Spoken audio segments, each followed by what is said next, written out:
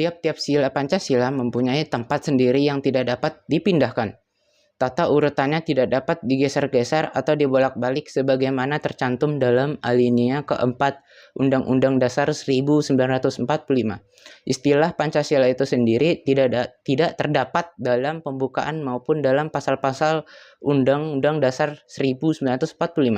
Hanya rumusan sila yang tercantum dalam alinea keempat pembukaan Undang-Undang Dasar 1945. Pancasila menjiwai pembukaan dan pasal-pasal Undang-Undang Dasar 1945 dan masing-masing sila Pancasila meliputi dan menjiwai sila lainnya.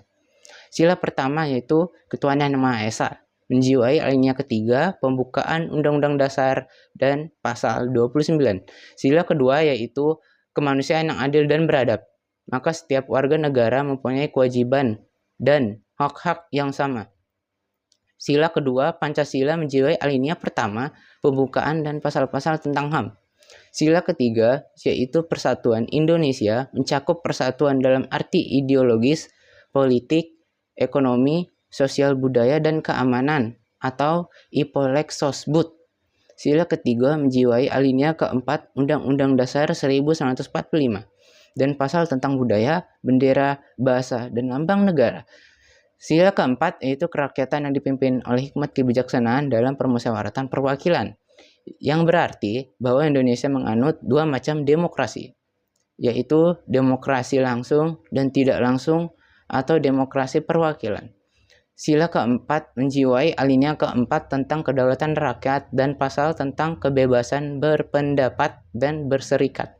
Sila kelima yaitu keadilan sosial bagi seluruh rakyat Indonesia, yang berarti tercapainya keseimbangan antara kehidupan pribadi dan kehidupan masyarakat. Sila kelima menjiwai alinea kedua pembukaan Undang-Undang Dasar 1945 tentang negara yang merdeka, bersatu, berdaulat, adil, dan makmur, dan pasal-pasal tentang perekonomian dan kesejahteraan. Nilai terbentuk atas dasar pertimbangan cipta, rasa, dan karsa dari seseorang atas dasar kesadaran dan keyakinan yang dipaksakan. Nilai terdiri dari 3 jenis yang dapat disingkat menjadi mafiro. Yang pertama yaitu nilai material, yaitu segala sesuatu yang berguna bagi unsur jasmani manusia. Yang kedua nilai vital, yaitu sesuatu yang berguna bagi manusia untuk dapat mengadakan kegiatan dan aktivitas. Yang ketiga yaitu nilai kerohanian, yaitu segala sesuatu yang berguna bagi rohani manusia, baik kebenaran sesuai akal keindahan, sesuai rasa kebaikan, sesuai kodrat manusia, maupun nilai religius yang mutlak. Sedangkan norma atau kaidah adalah petunjuk tingkah laku yang harus dilakukan dan tidak boleh dilakukan berdasarkan suatu alasan tertentu dengan disertai sanksi.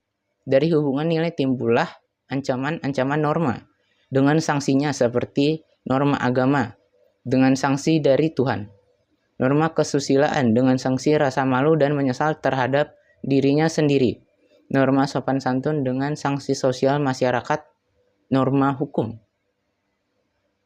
dengan sanksi dari pemerintah atau alat-alat negara. Moral adalah ajaran baik buruk perbuatan atau tingkah laku manusia berdasarkan kodratnya. Moral berasal dari kata mos atau mores dalam bahasa Yunani yang berarti kesusilaan, tabiat, atau kelakuan. Pancasila tergolong dalam nilai kerohanian, tetapi nilai kerohanian yang meyakini adanya nilai material dan nilai vital, sebagaimana dibuktikan dengan susunan sila-sila yang sistematis, hierarkis, yang dimulai dari sila pertama. Sebagai bangsa Indonesia, kita wajib menghayati 5 nilai yang terkandung dalam sila Pancasila, yaitu yang pertama religius pada sila pertama, yang kedua nilai kemanusiaan pada sila kedua, yang ketiga nilai persatuan pada sila ketiga, yang keempat nilai kerakyatan pada sila keempat, yang kelima nilai keadilan sosial pada sila kelima. Sebagai bangsa Indonesia, kita wajib mengamalkan Pancasila. Pendekatan untuk pengamalan Pancasila melalui 3 aspek, yaitu pendekatan historis atau sejarah, untuk mengetahui proses dan tumbuhnya melembaganya nilai-nilai Pancasila dalam kehidupan. Pendekatan yuridis konstitusional untuk mengetahui segi-segi hukum ketatanegaraan dari Pancasila. Pendekatan filosofis untuk penerapan metode ilmu filsafat dalam mempelajari nilai-nilai Pancasila. Di samping sebagai pandangan hidup dan dasar negara, Pancasila memiliki 6 peranan dalam tata kehidupan bangsa Indonesia, yaitu Pancasila sebagai jiwa bangsa Indonesia, yang menurut teori von Sackvini, setiap bangsa mempunyai jiwanya masing-masing, yaitu disebut sebagai Volksgeist. Pancasila sebagai kepribadian bangsa Indonesia yang membedakan bangsa Indonesia dengan bangsa lain. Pancasila sebagai sumber dari segala sumber hukum negara, baik tertulis sebagaimana dalam Undang-Undang Dasar maupun tidak tertulis. Pancasila sebagai cita-cita dan tujuan bangsa Indonesia. Pancasila sebagai falsafah hidup yang mempersatukan bangsa Indonesia. Pancasila sebagai perjanjian luhur bangsa Indonesia pada waktu mendirikan negara. Sebagai bangsa Indonesia, kita wajib mengamalkan Pancasila.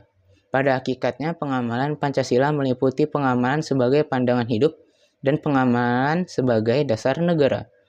Pengamalan Pancasila sebagai pandangan hidup dikenal sebagai pengamalan secara subjektif, yaitu pengamalan dalam kehidupan sehari-hari sesuai nilai Pancasila.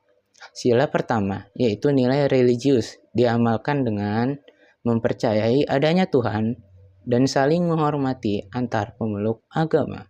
Sila kedua, yaitu nilai kemanusiaan, diamalkan dengan menempatkan sesama manusia sebagai makhluk Tuhan dengan segala martabat dan hak asasi.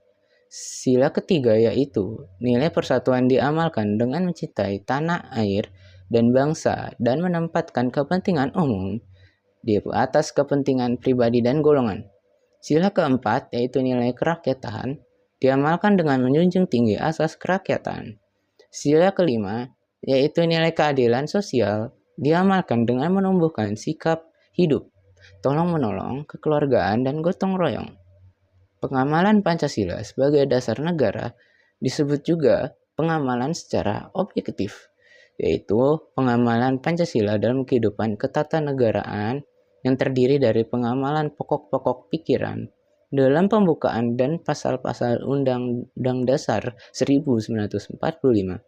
Adapun pengamalan Pancasila dalam tokoh-tokoh pikiran pembukaan Undang-Undang Dasar 1945 adalah negara kesatuan, negara yang mewujudkan keadilan sosial negara, berkedaulatan rakyat, dan bernegara berdasarkan ketuhanan yang Maha Esa. Sedangkan pengamalan pasal-pasal Undang-Undang Dasar 1945 adalah bentuk susunan dan sistem pemerintahan negara Indonesia yang berdasarkan Pancasila. Hakikat dan sifat negara kita identik dengan hakikat dan sifat-sifat manusia Indonesia. Ialah sebagai bangun individu sekaligus makhluk sosial dalam satu kesatuan yang disebut monodualistis. Sebagai bangsa Indonesia, kita wajib mengamankan Pancasila dari ideologi yang bertentangan dengan Pancasila seperti paham komunisme maupun paham liberalisme. Pada akhirnya, sebagai bangsa Indonesia, kita wajib menghayati, mengamalkan, dan mengamankan Pancasila, menghayati nilai dan peranannya mengamalkannya sebagai pandangan hidup dan dasar negara serta mengamankannya dari gangguan ideologis.